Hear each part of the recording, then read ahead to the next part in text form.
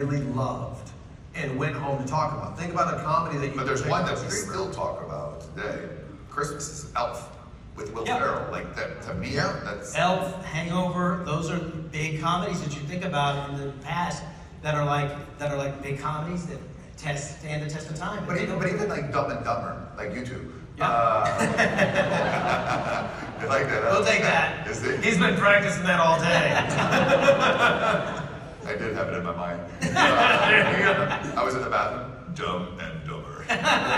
We did it on the streets. Yeah.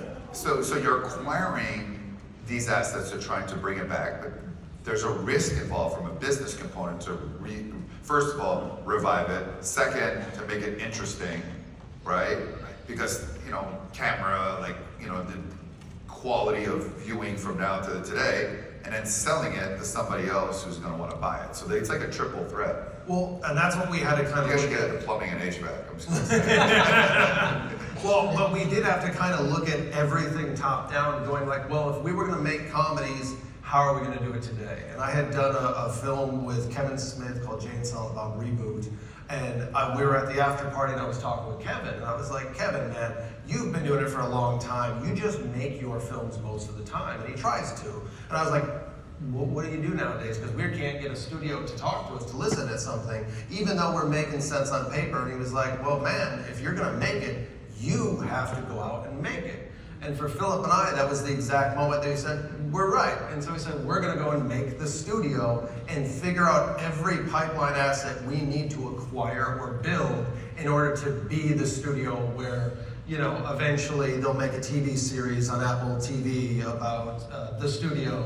And there's these two guys who go around trying to make it in Hollywood with glasses, and one of them's a It feels like every time we watch that show, it feels like every week they have a problem, and we're like, are they watching? Are they in our offices? Are they listening to what we're doing? But when we heard Kevin Smith say, if you're gonna make it, you have to make it. As an actor and a comedian and stuff like that, I'd been putting myself in other people's hands as far as auditioning and doing things like that and producing some things, but not producing on a big scale. And when he said that, it was like, this is an amazing thing because we take the power by actually doing it ourselves rather than trying to let someone else try to get in somebody else's thing. We could just build our own things that we're the things that we like. We can make those comedies that we wanted to make and get those out there instead of having to have other people do them, and not have them be as funny. So.